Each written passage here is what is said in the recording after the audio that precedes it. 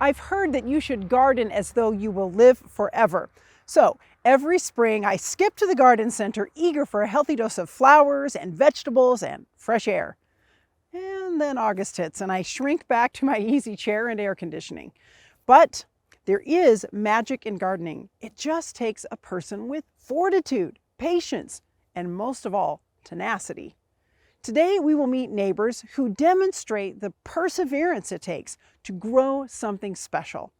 Let's explore today on Hometown.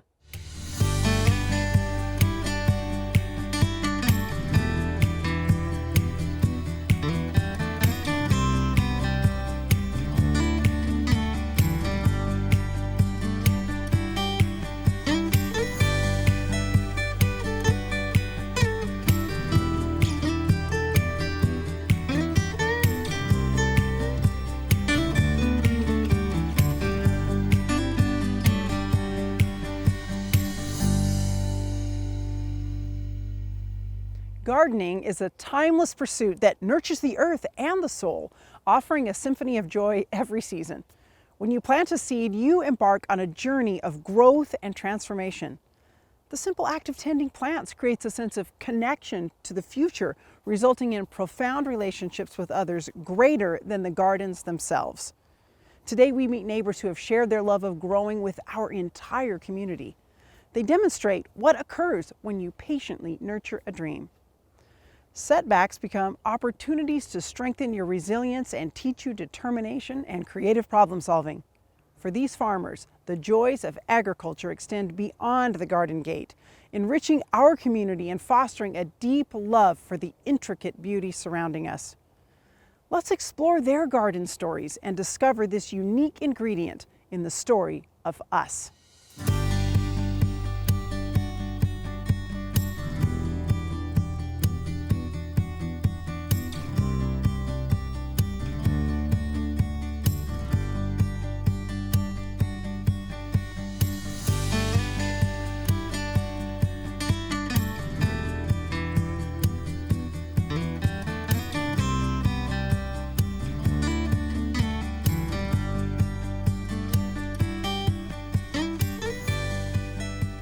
Lana, here we are at Dixie Acres Farm, your farm. And where are we?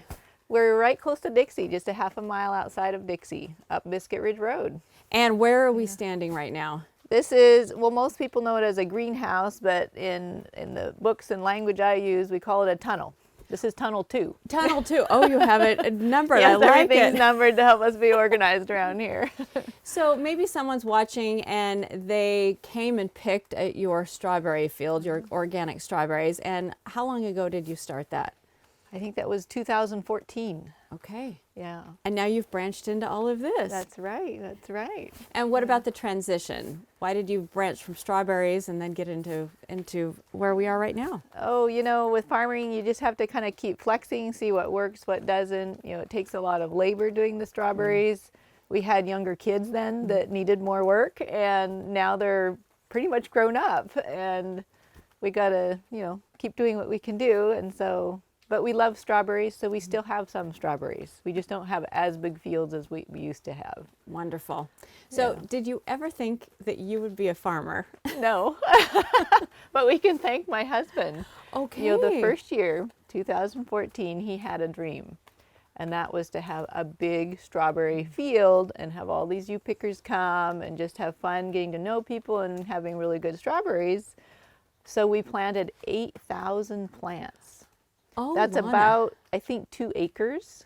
Oh my. So speaking of perseverance, we persevered that year. We actually planted that many. But you know, sometimes when we persevere, we have to know when to stick and when to quit. Yes. We have to, at least for myself, I've noticed I need to actually take the time to think sometimes and think, okay, is this really going to serve me to keep going this direction or not? Because we had one field that weeds were like this high, can you imagine? The whole, you know. So Those were growing more than the strawberries? Oh, for sure. So we mowed that field. Mm-hmm. But that was a good move, you know? I mean, who can weed that many? So anyways, that was a good lesson, you know? And sometimes when we're persevering, we have to tell ourselves, what am I going to do differently? Yeah.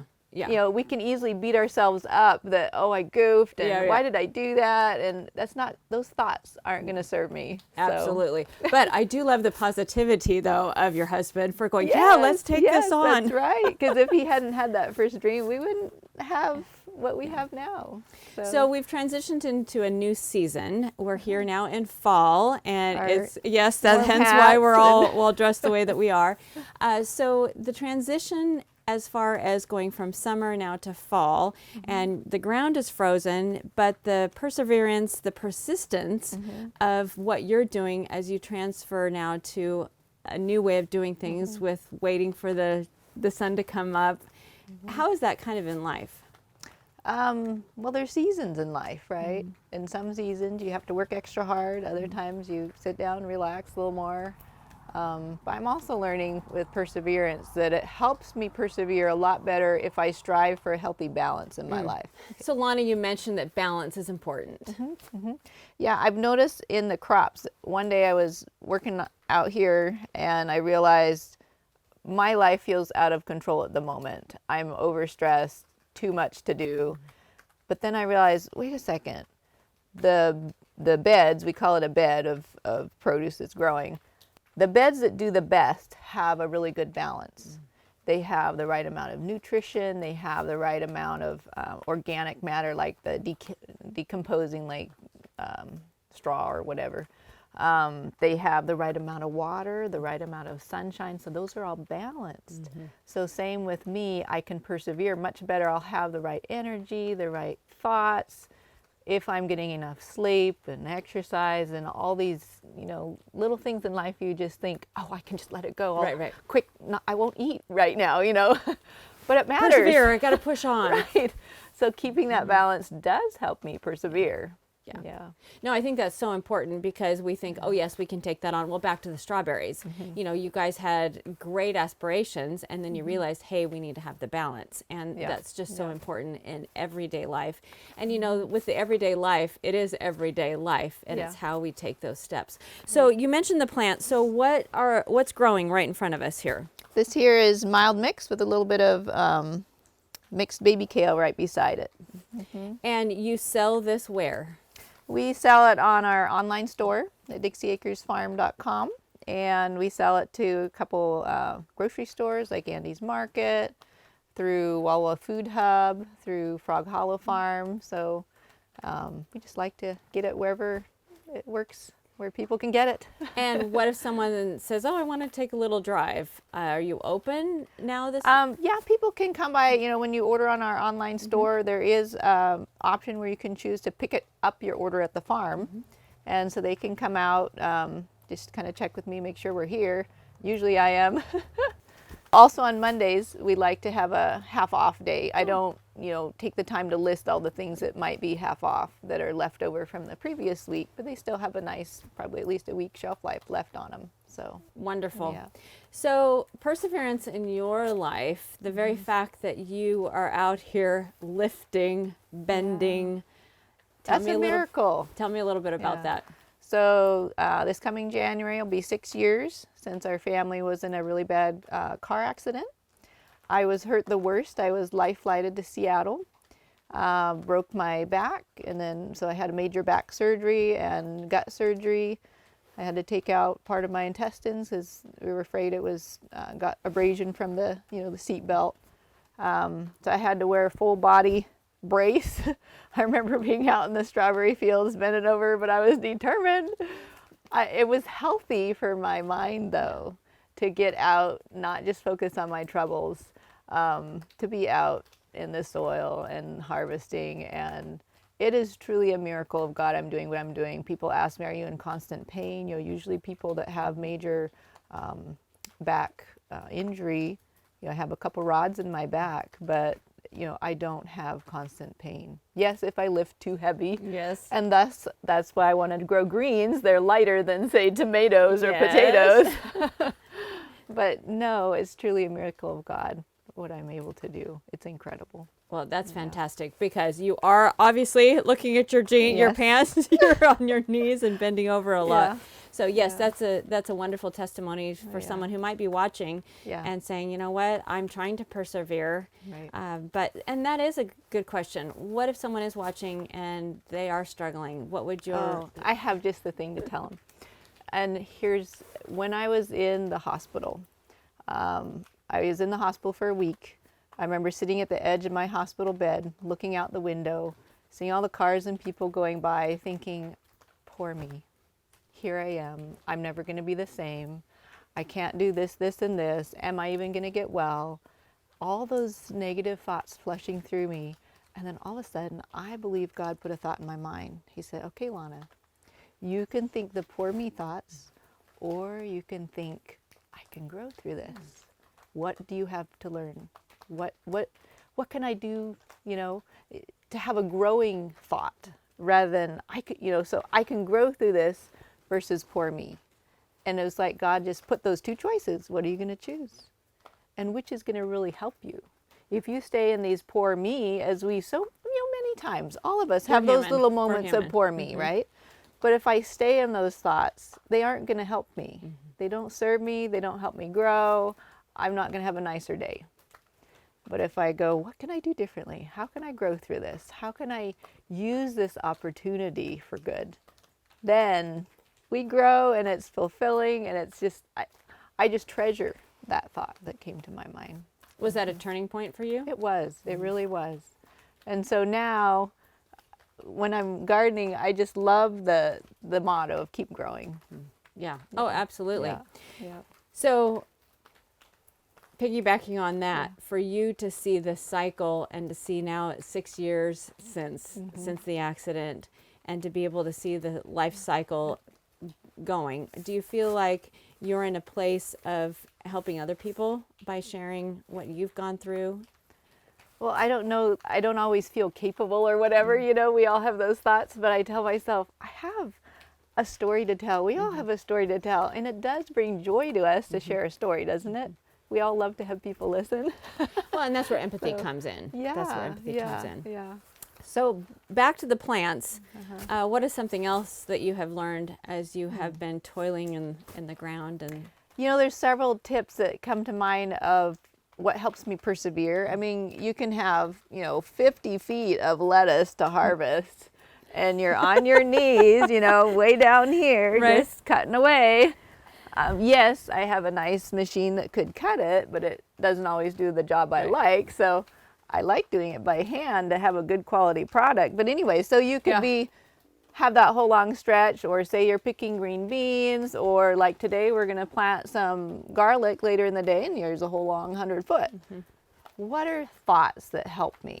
Because we can have thoughts that crop up that, like, oh, it's too hot, my knees hurt, I don't like this. I'm hungry. Yeah, those don't help me. But if I think, wow, we're going to have so much really nice garlic later. If I don't get this done, it's just not going to be there, and I want good garlic, So when we think those end goal in mind, that really helps. But another thing that really helps, I call it the power of one. Power of one. So I can do 1 foot. I can harvest 1 foot. I can harvest 10 foot. That's, one section. I like also getting out my phone, like say I have a whole pile of paperwork to do, and I just hate paperwork, right? I like being outside. Set my timer for 1 hour. When it's done, I'm done, I love that. I do that too. It's so helpful. So I just love it. The power of one. I can at least do one thing. Right. Sometimes you get these overwhelming thoughts, and that can keep us from persevering because we're stuck in the spiral of stress, overwhelm. Yeah. But instead, if I just pause, take a breath, and think, well, what's one thing I can do? What's one thing I can write down? What's one thing I can do on my to-do list?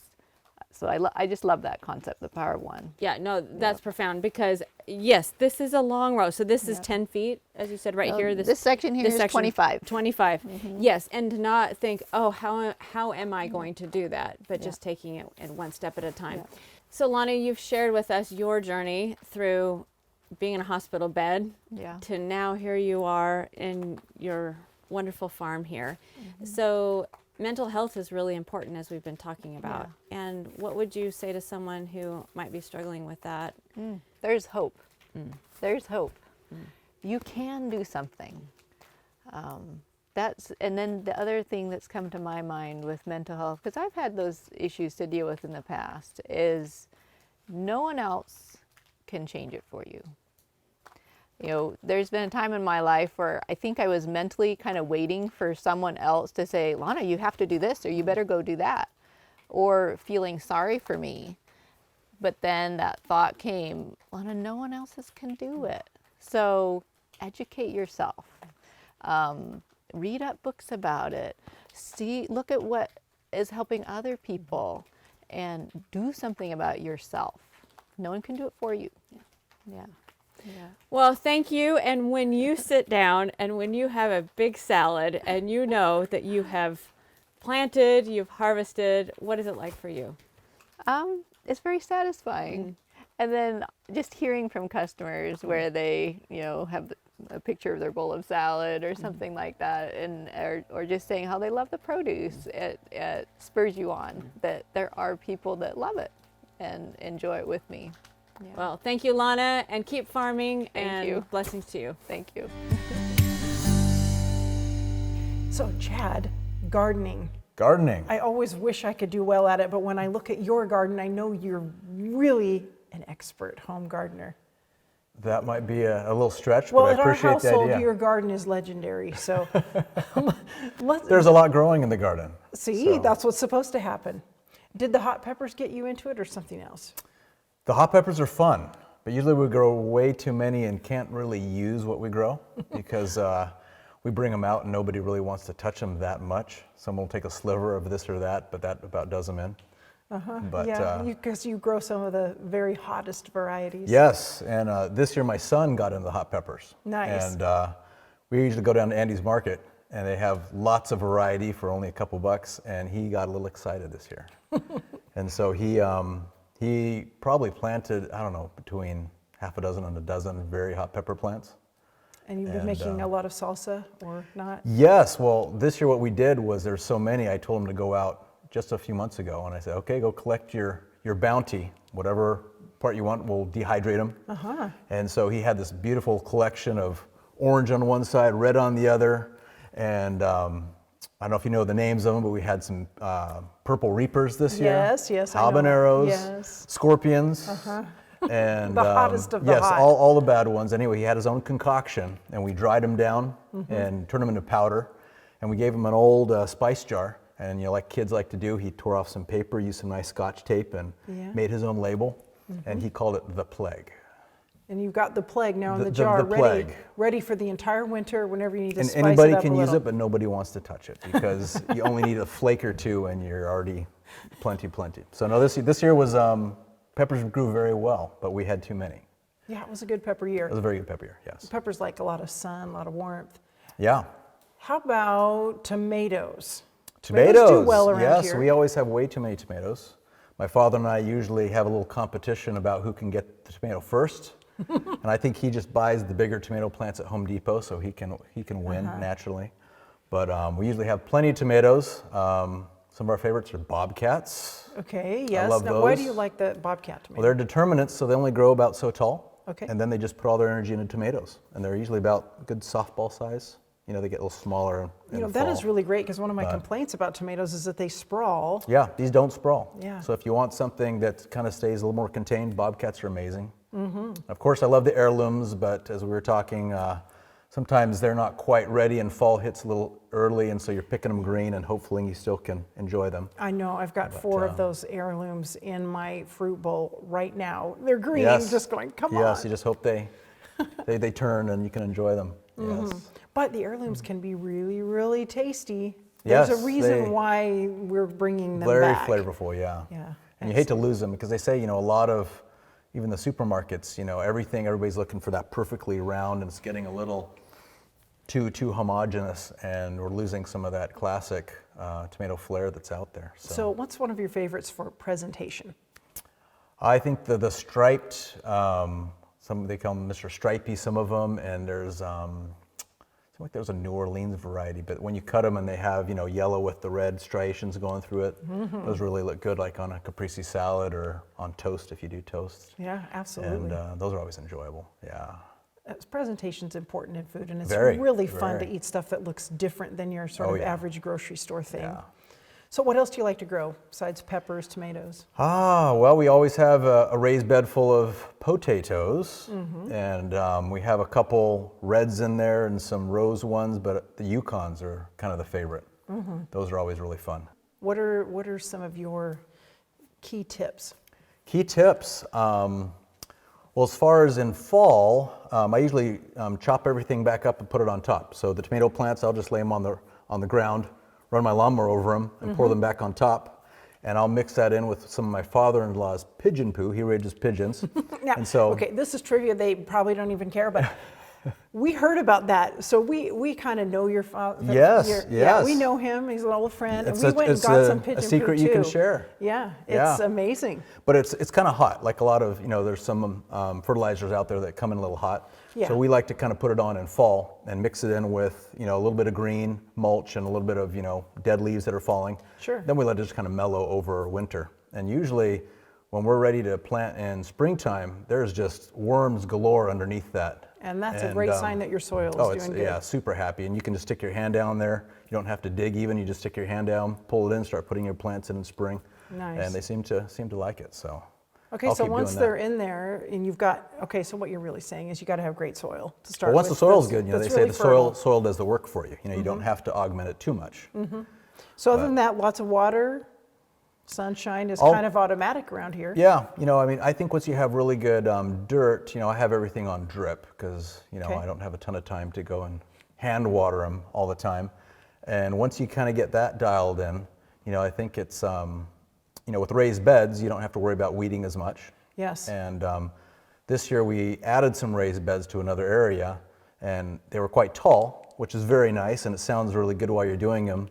But when you go to start getting ready to fill them, It's a lot to you fill. kind of like, where do I get this dirt from? And you wonder if you're going to have to take a run out to the dump.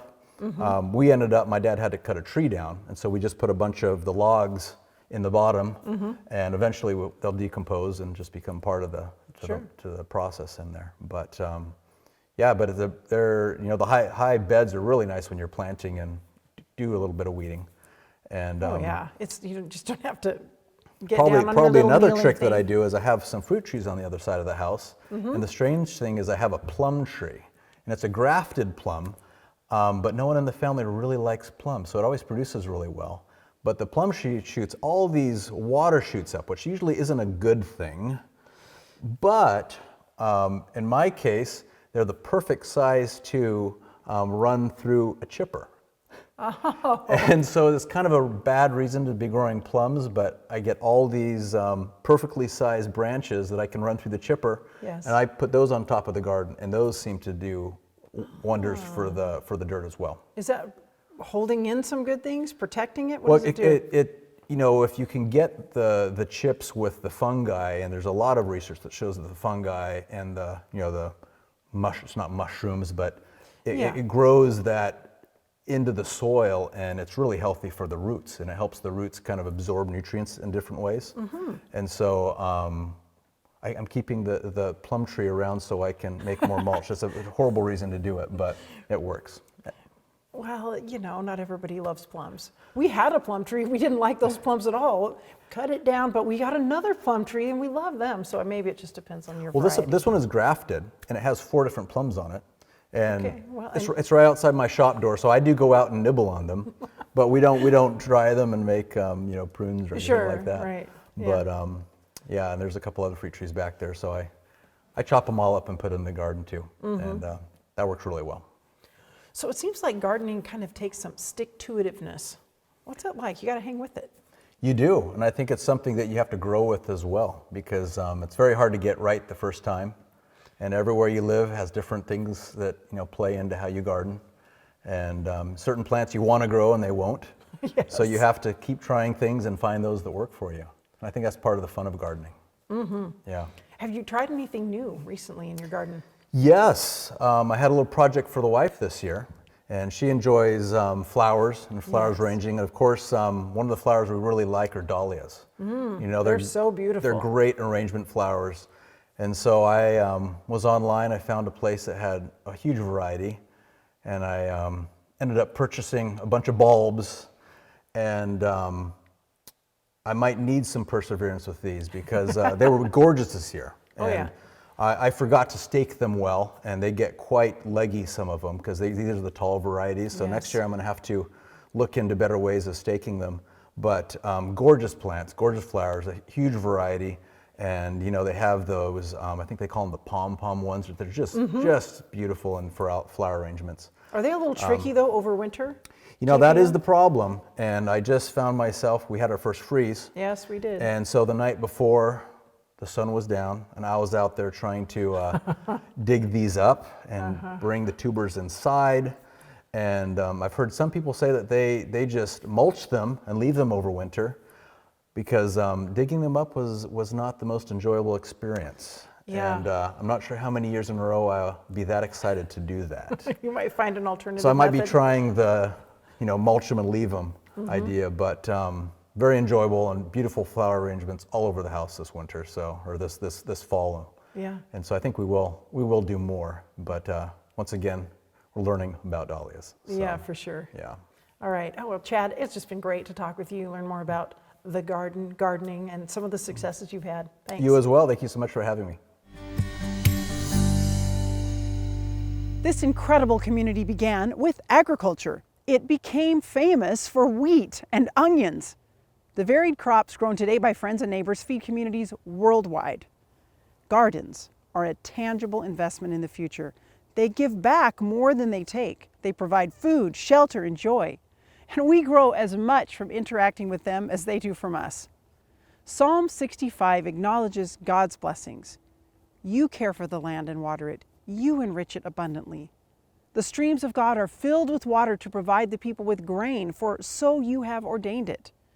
You drench its furrows and level its ridges. You soften it with showers and bless its crops. You crown the year with your bounty, and your carts overflow with abundance. The grasslands of the wilderness overflow. The hills are clothed with gladness. The meadows are covered with flocks, and the valleys are mantled with grain. They shout for joy and sing. That sounds so much like the place we call home. God has blessed us. Go plant something today. Later, when you look back on today, you will see it as Robert Louis Stevenson wrote. Don't judge each day by the harvest you reap, but by the seeds that you plant. See you next week on another episode of Hometown.